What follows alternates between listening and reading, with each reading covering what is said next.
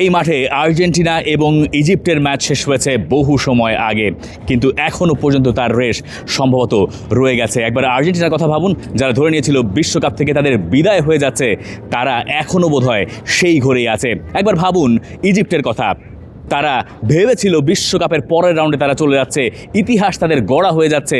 তারপর তারা ভেবেছে রেফারির সিদ্ধান্ত তাদের বিপক্ষে গেছে। এখনও সেই রেশ, সেই ঘোর, সেই দুঃস্বপ্ন হয়তো কাটাতে পারেনি ইজিপ্ট, পারবেও না কোনো দিন। আর আর্জেন্টিনার কথা ভাবুন, যারা রেকর্ড ওলট পালট করে দিয়ে বিশ্ব চ্যাম্পিয়নরা জবাব দিয়েছে, তারা খাদের কিনারা থেকে উঠে এসে চলে গেছে বিশ্বকাপের পরের রাউন্ডে। আর্জেন্টিনা ভার্সেস ইজিপ্ট 5 গোলের এই থ্রিলারে যা আপনি দেখেছেন, যা হয়তো মিস করে গেছেন, সব কিছুই 5 পয়েন্টে। নাম্বার 1, আর্জেন্টিনার কামব্যাক। ম্যাচের যখন দ্বিতীয় হাইড্রেশন ব্রেক দেওয়া হয়, সেই সময় এই স্টেডিয়ামে বাজছে জন ডেনভারের একটা বিখ্যাত গান, country road take me home.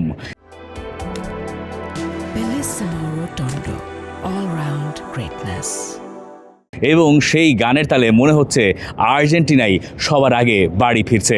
Argentina তার আগ পর্যন্ত একেবারেই যাচ্ছে তাই ফুটবল খেলেছে।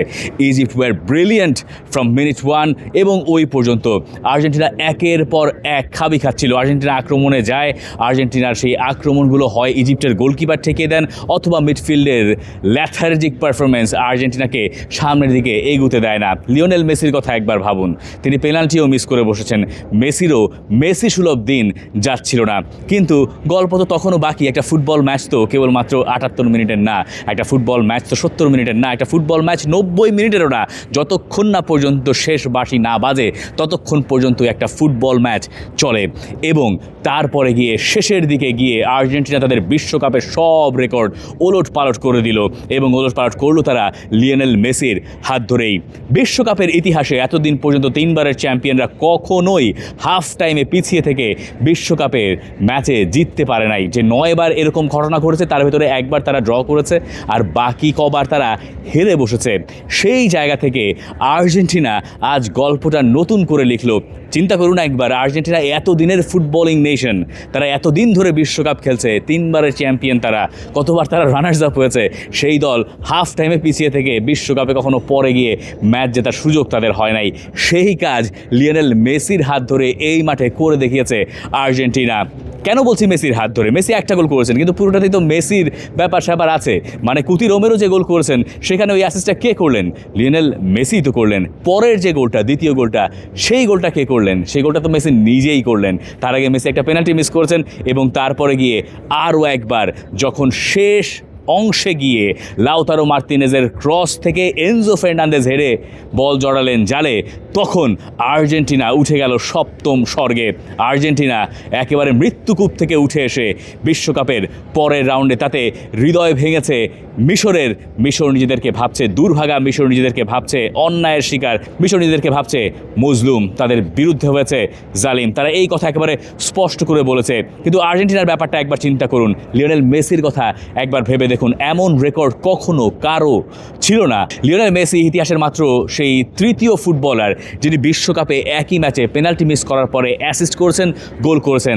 একটা রেকর্ড আছে কারিম বেনজেমার, একটা আছে আসামোয়া জিয়ানের, আর লিওনেল মেসি এই বিরল রেকর্ডের মাত্র তৃতীয় ফুটবলার। মেসির আরও একটা রেকর্ড হয়েছে, মেসি টানা 9ম ম্যাচে গোল পেয়েছেন। মেসি মেসি করছি কেবল, তাই না?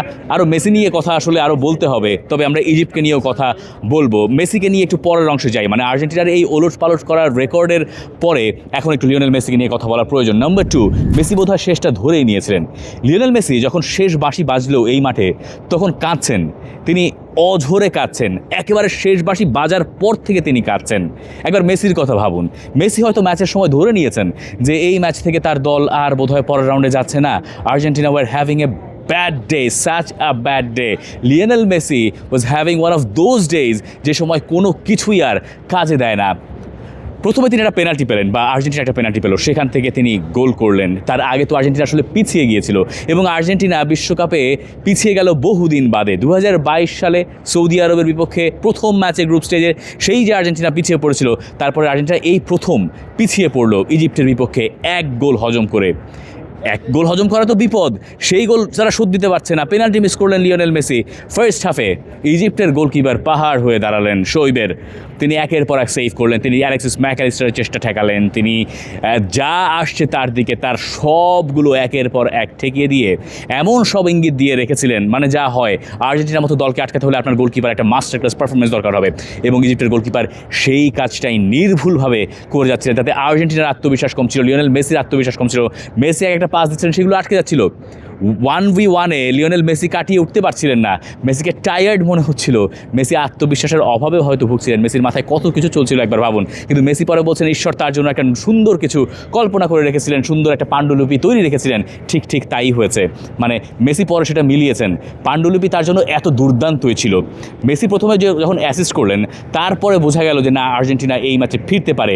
বলা হয় যে 2 গোলের লিড হচ্ছে পৃথিবীর সবচেয়ে জঘন্য জিনিসগুলোর একটা। ইজিপ্ট এবার সেই কথাটা সম্ভবত এক বাক্যে মেনে নেবে।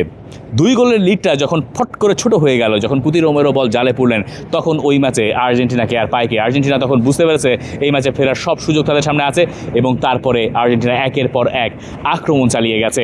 এবং ওই জায়গাতে লিওনেল মেসি যখন গোল করলেন, তখন লিওনেল স্কালোনি পর্যন্ত, যিনি আবেগে ভেসে যান না, তিনি বিশ্বকাপ জেতার পরে কোনো অনুভূতি দেখান না, তিনি পর্যন্ত অবাক হয়েছেন, তিনি পর্যন্ত উদযাপন করেছেন।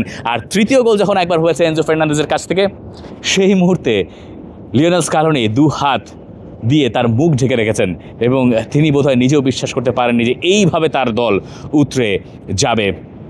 লিওনেল মেসি যে কাঁদছিলেন, তার কান্নার কারণ সম্ভবত ওটাই যে মেসি ধরে নিয়েছিলেন তার বিশ্বকাপ শেষ, এবং ওই কান্না আমাদেরকে বলছে মেসি সম্ভবত এই বিশ্বকাপের পরে আর আর্জেন্টিনা জার্সি গায়ে চাপাবেন না। যিনি শেষ দেখে ফেলেছিলেন, তিনি নতুন করে আরও বাঁচলেন। আর্জেন্টিনা যারা শেষ দেখে ফেলেছিল, তারাও বেঁচে উঠল আরও একবার, তাদের পুনর্জাগরণ ঘটল এই মাঠ থেকে ইজিপ্টের বিপক্ষে 2-0 গোলে পিছিয়ে পড়ার পরে 3 গোলে জিতে। লিওনেল মেসি কাঁদবেন, খুবই স্বাভাবিক। মেসি কেন কেঁদেছেন তা মেসি না বললেও চলে। মেসি কেন কেঁদেছেন সেটা বুঝতে আর বাকি থাকে না। এতদিনের বিশ্বকাপের রেকর্ড তার, এত দিনের গল্প, সেটা মিশরের মতো দলের কাছে হেরে বাদ পড়লে হয়তো আর্জেন্টিনার জন্য বড় ধরনের একটা আঘাত হয়ে আসতো। লিওনেল মেসির জন্য সেটা হতো। লিওনেল মেসির আগে বিশ্বকাপে রাউন্ড অফ 16 থেকে একবারই বাদ পড়েছে, সেটা 2018 সালে, যেবার তারা হেরেছিল ফ্রান্সের কাছে 4-3 গোলে। আর আর্জেন্টিনা যেভাবে হারতে বসেছিল, সেখানে লড়াইয়ের কোনো বালাই আর্জেন্টিনা দেখাতে পারেনি। আর্জেন্টিনা শেষমেশ তাদের প্রত্যাবর্তনের গল্প লেখে অনেকটা কপাল গুনেও বেঁচে গেছে। এবার আমরা যাই একটু ম্যাচের ভেতরের দিকটাতে। নাম্বার 3 হচ্ছে 3 নাম্বার গোলটা, মানে আর্জেন্টিনা 3 নাম্বার গোলে কৃতিত্বটা আসলে কাকে দেওয়া উচিত? আমার মনে হয় লাউতারো মার্তিনেজকে। What a substitution! Lautaro Martinez যখন মাঠে নেমেছেন, তখন আর্জেন্টিনা টুর্নামেন্ট থেকে বিদায়ের ক্ষণ গুনছে। লাউতারো মার্তিনেজ মাঠে নামার পর দৌড় দিয়ে চলে গেলেন ডি বক্সের ভেতরে। সেখান থেকে তিনি চেষ্টা করেছেন কিছু একটা করার। আর্জেন্টিনা তখন একটা সেট পিস পেয়েছে। লাউতারো মার্তিনেজের ভেতরে আজকে সেই আত্মবিশ্বাসটা কিছুটা হলেও দেখা যাচ্ছিল। লাউতারো মার্তিনেজ যখন ওই তৃতীয় গোলটায় বল পেলেন হুলিয়ান আলভারেজের কাছ থেকে, তখন একবার মনে হলো শুরুতেই তিনি আক্রমণের দিকে যেতে পারেন। তার সামনে একর্স অফ স্পেস, তিনি সামনের দিকে না গিয়ে ধীরে সুস্থে বলটাকে নিয়ে রাইট উইংয়ে ছুটলেন। মনে হলো লাউতারো মার্তিনেজ সম্ভবত বলটা হোল্ড করবেন এবং আর্জেন্টিনা ম্যাচটাকে এক্সট্রা টাইমের দিকে নিয়ে যেতে পারে। লাউতারো মার্তিনেজের এই আইসি ভঙ্গি দেখে যে মিশরের একজন ডিফেন্ডার ছিলেন, তিনিও লাউতারো মার্তিনেজের কাছে গেলেন বেশ নির্ভর হয়েই। কিন্তু লাউতারো মার্তিনেজ কী করবেন সেটা তিনি জানতেন। এই রকম এফোর্টলেস ক্রস, এই রকম প্রেশার সিচুয়েশনে থেকে আমার মনে হয় না খুব একটা দেখা যায়। এরপরে লাউতারো মার্তিনেজ যে পা ক্রস করলেন, সেটা গেল বক্সের ভেতরে দৌড়ে ঢোকা এনজো ফার্নান্দেজের কাছে। এরপরে এনজো ফার্নান্দেজ সেই বল ঢোকালেন জালে, এবং এনজো ফার্নান্দেজ সেই যে বিশ্বকাপে কাতারে গোল করেছিলেন মেক্সিকোর বিপক্ষে দ্বিতীয় গোলটা, সেই গোলের পরে তার বিশ্বকাপ গোল লেখা হলো। তিনি বললেন যে বিশ্বকাপে তিনি গোল করেছিলেন কাতারে, এই মুহূর্তের জন্য তার এতদিনের অপেক্ষা ছিল, সেই অপেক্ষা তার ঘুচল এবং আর্জেন্টিনাকে তিনি ম্যাচ জিতিয়ে শেষ করলেন। যদিও এনজো ফার্নান্দেজের পারফরমেন্স নিয়ে যথেষ্ট পরিমাণ প্রশ্ন থাকতে পারে আজকের এই ম্যাচের পরে, লাউতারো মার্তিনেজ আর্জেন্টিনার অন্যতম প্রাপ্তি এই ম্যাচে, তার সাবস্টিটিউট পারফরমেন্স। তবে লাউতারোর সঙ্গে আমাদের যদি লিয়ান্দ্রো পারেদেসকে ভুলে যেতে হয়, তাহলে সেটা হবে অন্যায়। আর্জেন্টিনার বেস্ট পারফর্মার হয়েছেন লিওনেল মেসি, মানে ম্যান অফ দ্য ম্যাচই হয়েছেন লিওনেল মেসি, সে নয় হলেন।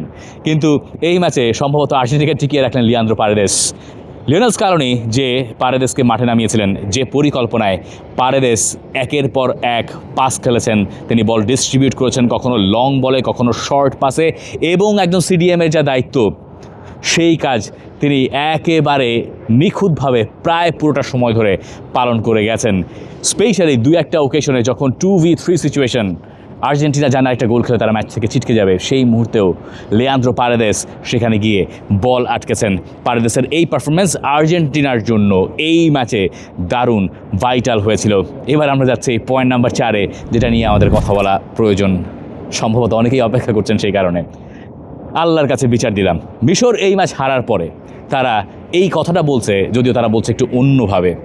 মিশরের ফুটবলার জাকি এসেছিলেন, যখন তিনি ম্যাচ শেষে যেই ইন্টারভিউ থাকে সেখানে ব্রডকাস্টারদেরকে, এবং ইন্টারভিউতে তিনি একদম ধুয়ে দিয়েছেন। তিনি বলছেন এটা তাদের বিপক্ষে ইনজাস্টিস হয়েছে।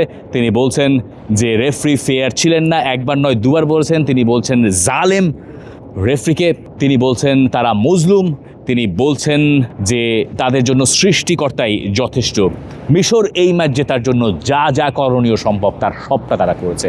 সেই প্রথম গোল, ইয়াসিরের প্রথম গোল থেকে জাকির পরেরটা, তার সবগুলোতেই মিশর এই ম্যাচে ভুল আসলে করেইনি বলতে গেলে। মিশর যেখানে তাদের কপাল পোড়া সেটা হচ্ছে রেফারির সিদ্ধান্তগুলো তাদের পক্ষে হয়তো অন্য কোনো দিন হলে যেতে পারত, কিন্তু মিশর নিজেদেরকে দুর্ভাগা যে কারণে ভাবছে, মাথা ঠান্ডা হলে হয়তো কে জানে মিশর নিজেদেরকে এত বেশি দুর্ভাগা নাও ভাবতে পারে।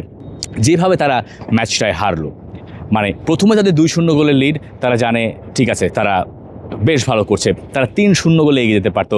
মাঝে তো একটা গোল বাতিল হলো যেখানে লিসান্দ্রো মার্তিনেজ ফাউলের শিকার হয়েছিলেন, এবং তারপরে প্রায় 100 গজ বা অ্যাটলিস্ট 90 গজ তো হবেই পথ পাড়ি দিয়ে দুর্দান্ত এক কাউন্টার অ্যাটাক থেকে জাকি গোল করে দিয়েছিলেন, এবং তারপরে 2-0 গোলের লিড হলো মিশরের, ওই গোল বাতিল হলো। তারপরে আবার ঠিক তারা গোল করলেন আর্জেন্টিনাকে এক্সপোজ করে দিয়ে, এবং মিশর পরে গিয়ে দেখলো যে ম্যাচের শেষ দিকে মোহামেদ সালাহ যখন পড়ে গেলেন তখন তাদের বিপক্ষে একটা সিদ্ধান্ত গেল, মানে ওটা আর VAR চেক হয়নি।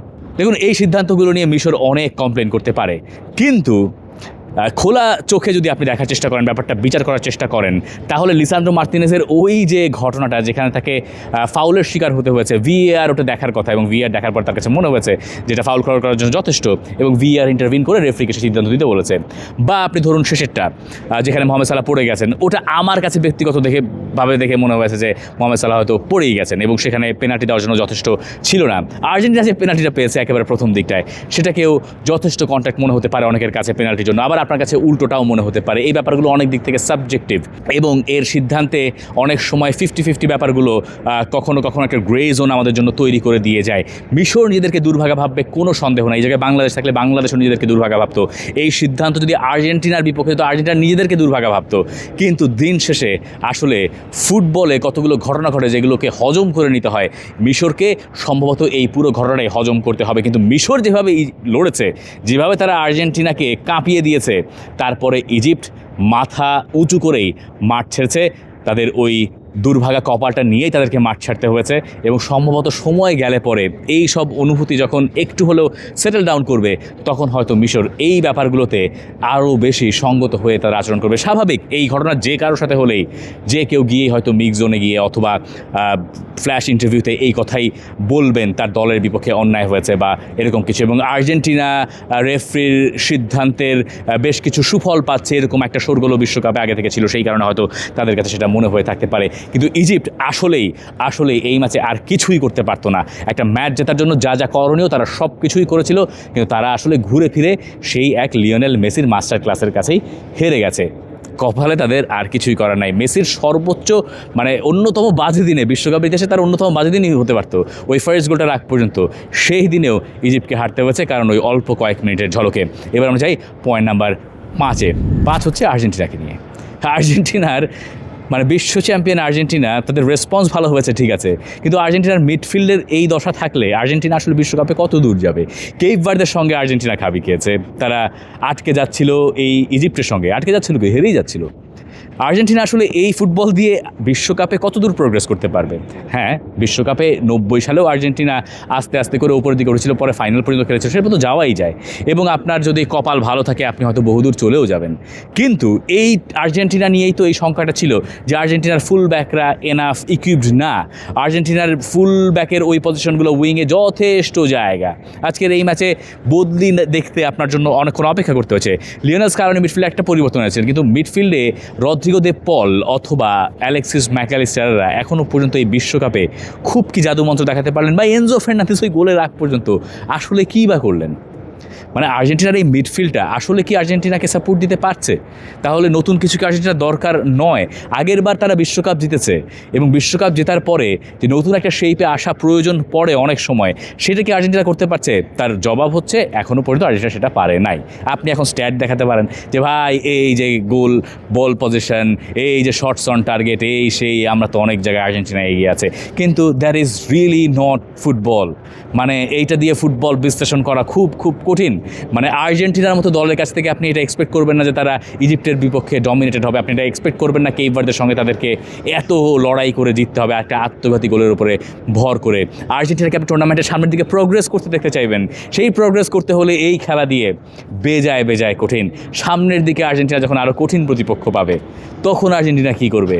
লিওনেল স্কালোনির দুশ্চিন্তা এখনও শেষ হয়নি। আর্জেন্টিনা হয়তো উদযাপন করবে, সেই উদযাপন বহুদিন হয়তো চলবেও ক্যান্সাসের আগের ম্যাচের আগ পর্যন্ত, কিন্তু আর্জেন্টিনার সামনে স্বস্তি নাই। আর্জেন্টিনার সমাধান খোঁজা খুব খুব জরুরি। For more updates, subscribe to our YouTube channel and click on the bell icon. Follow us on Facebook and Instagram. Download T-Sports app to enjoy exciting games and highlights. Visit tsports.com.